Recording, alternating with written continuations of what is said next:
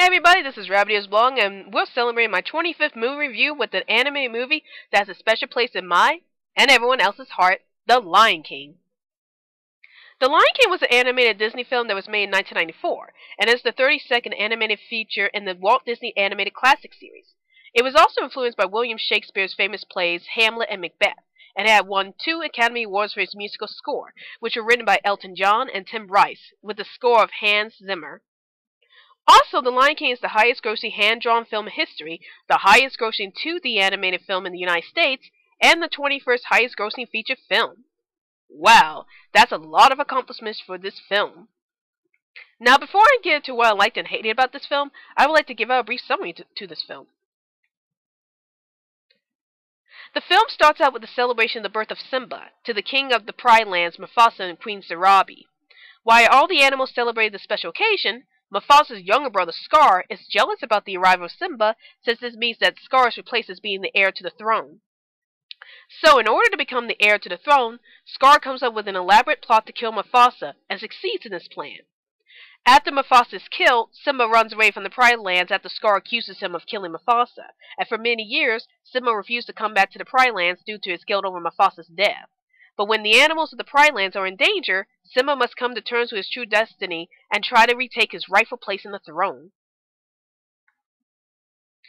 I honestly have very fond memories of this film, as I remember when I was little and this movie first came out, me and my family tried to go to the video stores to try and get this movie on VHS. But this movie was so insanely popular that the video stores ran out of the VHS tapes when we got there. Of course, luckily we were still able to get the VHS tape of this movie later on. So we still got the good end of the deal getting this movie. With that being said, you probably know why this movie was chosen to be the one that I review for my 25th movie review celebration. The Lion King on the surface may seem like a cute little animated movie that stars talking animals, but on the inside, this is a movie that covers many layers which deals with the characters in the story.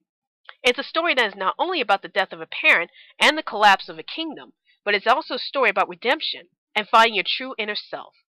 These topics being explored is what made The Lion King one of the greatest animated films ever created, and it managed to tackle these subjects in the most effective way possible.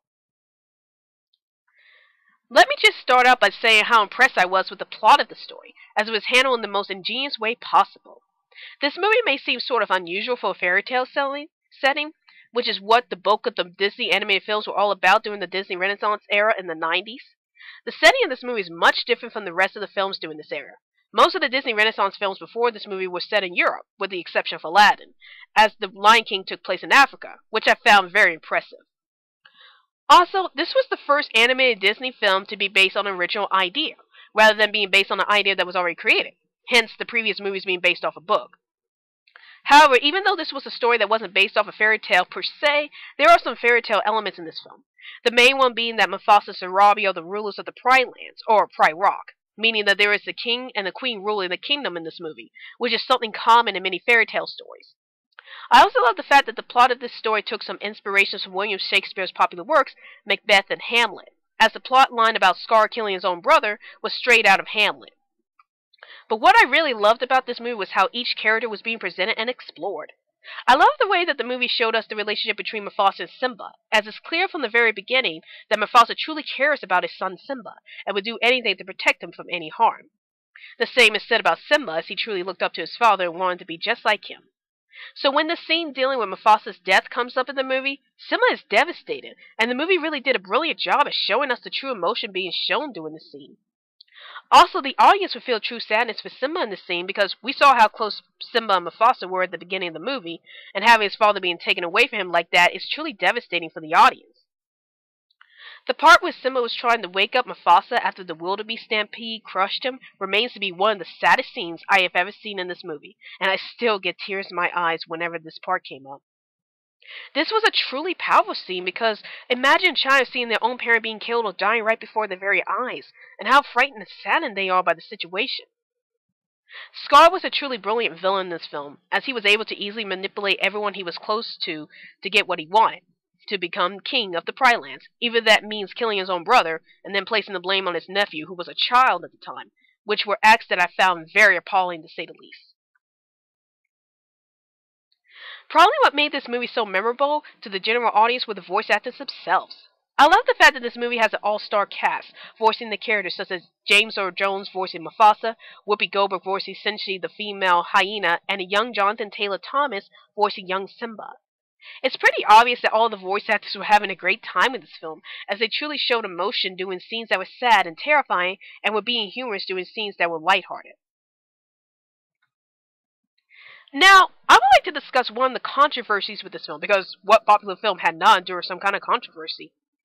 One of the controversies surrounding this film that really interested me and continues to be a debate to this very day is the fact that it's often compared to Kimba the White Lion, an old Japanese anime created during the 1960s.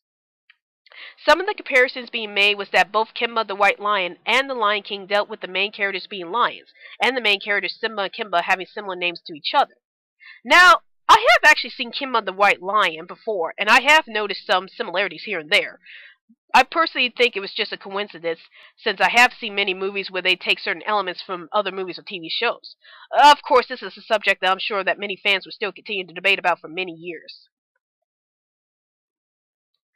Overall, I'm giving The Lion King a perfect score of a 10 out of 10. This movie truly defined the beauty of animation and the importance of good storytelling. All of the characters were truly impactful to the plot, and the animation itself was a true work of art in itself. I would highly recommend this film to anyone who is a fan of the Disney Renaissance era and just loves a brilliant animated movie in general. Spoiler alert, if you haven't seen this film and you don't want to be spoiled, please feel free to skip over this section. However, if you have seen this movie and you just want to hear my thoughts on these scenes, then keep watching. There are many scenes that I wanted to cover since they each have a great impact on me. One of the first scenes I wanted to go over were the scenes where Scar finally takes over the Pride Lands, but the Pride Lands ended up going to ruin under his rule. These scenes were interesting to me because it truly showed the difference between Mufasa ruling over the Pride Lands and Scar ruling over the Pride Lands. The way I see it, the Pride Lands prospered because Mufasa was a fair and kind-hearted ruler who cared about his subjects and treated them with respect. However, when Scar took over as the ruler of Pride Lands, the land faced destruction as the hyenas were the ones who were eating most of the food from the Pride Lands, representing lack of fair treatment among his subjects, and he was often abusive towards his subjects, especially the scene where he slaps Sarabi for insulting his rule when she was trying to tell him that they needed to leave Pride Rock to survive. And also the scene where Scar outright tells Simba that he was the one who killed Mufasa when he had Simba clinging on a cliff really showed just how his pride just got the best of him. Hey Scar, why would you tell your own nephew that you were responsible for killing his father when you had a chance to kill him on the cliff?